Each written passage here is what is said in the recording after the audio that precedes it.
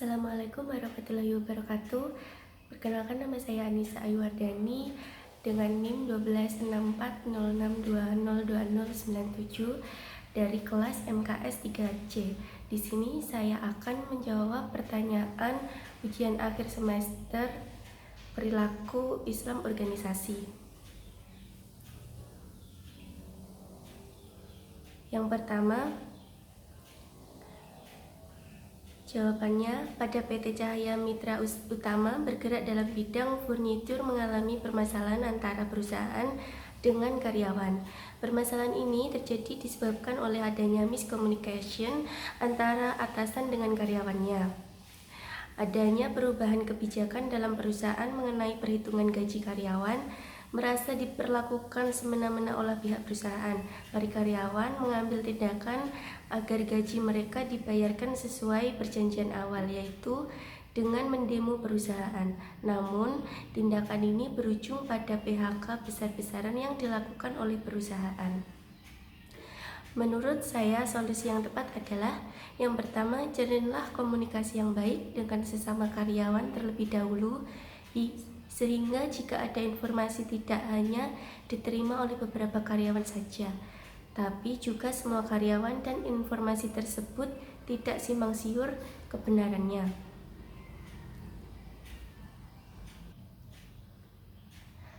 Yang kedua, membentuk suatu sistem informasi yang terstruktur agar tidak terjadi kesalahan dalam komunikasi.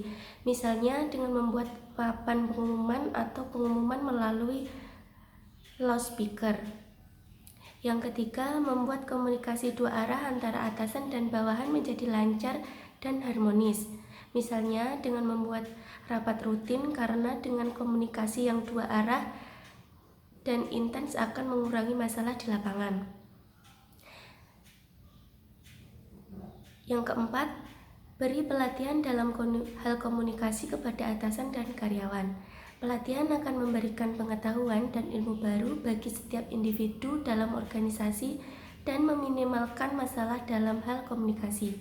Biasanya, masalah timbul karena lingkungan yang kurang kondusif di suatu perusahaan. Nomor 2. Jawabannya, gaya 4 sistem manajemen dari Likert. Rennie Likert mengembangkan 4 sistem manajemennya berdasarkan suatu proses penelitian bertahun-tahun. Menurut Likert, dapat berhasil jika gaya partisipasi manajemen. Gaya ini menetapkan bahwa keberhasilan pimpinan adalah jika berorientasi pada bawahan dan mendasarkan pada komunikasi. Selain itu, semua pihak dalam organisasi, bawahan maupun pimpinan, menerapkan hubungan yang mendukung atau supportive relationship. Nomor 3. Jawabannya, seorang pimpinan tidaklah mudah. Seorang pimpinan harus bisa menaungi dan berhubungan baik dengan anggotanya dan membantu menyelesaikan masalah anggotanya. Jika ada yang bermasalah, jika antara seorang pimpinan dan anggotanya memiliki hubungan yang baik, tentu hal tersebut juga baik untuk perkembangan organisasi selanjutnya. Jawaban nomor 4.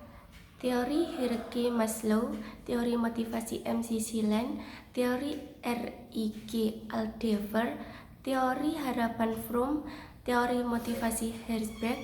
Teori hierarki Maslow menurut saya tepat karena semua orang akan termotivasi apabila mereka butuh sesuatu hal.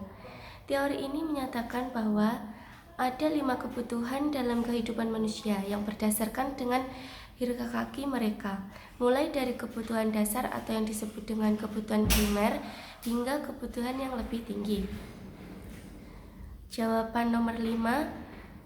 Pada saat kita memberi motivasi kepada seseorang yang merasa sedih ataupun putus asa dan butuh penyemangat, lebih baiknya kita membantu mensupport dia dan mendukung apapun keputusan yang menurut dia itu baik. Jawaban yang ke-6.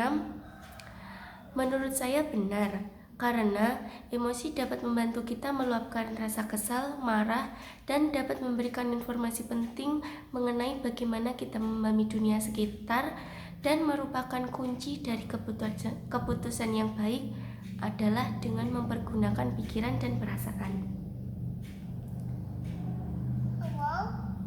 Jawaban nomor 7. Apabila dalam suatu organisasi terjadi konflik, maka konflik tersebut dapat diredakan dengan solusi. Seorang pimpinan dituntut untuk mengayomi seluruh rekan-rekannya. Pimpinan harus memiliki nilai plus terhadap administrasi dan manajemen. Contoh, administrasi bisa dilihat saat akan penyelenggaraan yang dikehendaki, sedangkan pada manajemen bisa dilihat dari bagaimana pimpinan mengarahkan serta memanfaatkan sumber daya yang ada. Jawaban nomor 8. Negosiasi distributif adalah negosiasi gaji antara manajemen dan karyawan. Di satu sisi, karyawan menginginkan gaji tinggi. Sebaliknya, manajemen berusaha menekan gaji serendah mungkin. Demi efisien organisasi, negosiasi integratif adalah negosiasi antara perusahaan dengan suppliernya. Di satu sisi, perusahaan menginginkan harga termurah, namun di sisi lain supplier tentu saja menginginkan harga setinggi-tingginya. Jawaban nomor 9. Ada 3 level budaya organisasi yang diungkapkan oleh Shin. Yang pertama, artefak. Contoh artefak yang masuk dalam kategori fisik, perilaku, dan verbal.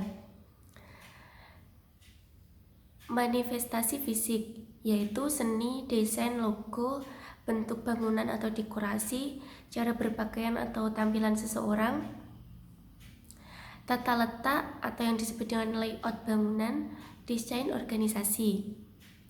Yang kedua, manifestasi perilaku, yaitu contohnya upacara atau ritual, cara berkomunikasi, tradisi atau kebiasaan, sistem reward atau bentuk hukuman. Selanjutnya, manifestasi verbal, yaitu anekdot atau humora, jargon atau cara menyapa, mitos, sejarah, cerita-cerita sukses, orang yang dianggap pahlawan, metafora yang digunakan. Level yang ketiga adalah nilai-nilai. Nilai jarang mengarang langsung ke asumsi dasar, bahkan setelah nilai-nilai telah diartikulasikan di daftar namun diatur sesuai dengan prioritas mereka. Pengamat hanya dapat menemukan bahwa nilai-nilai tidak membentuk suatu pola, atau bahkan mereka bertentangan atau tidak sesuai dengan perilaku yang diminati. Yang ketiga, asumsi dasar. Contohnya, keyakinan yang diterima sebagai fakta sehingga tidak ada penentangan. Jawaban nomor 10 yaitu budaya rasional, yaitu mengacu pada kesesuaian. Contohnya, pencurian diadili karena kejahatannya. Seseorang harus belajar agar pintar. Yang kedua, budaya ideologis, seperangkat ide yang memberi keyakinan. Contoh, liberalisme, yakni kebebasan individu. Yang ketiga, budaya konsensus.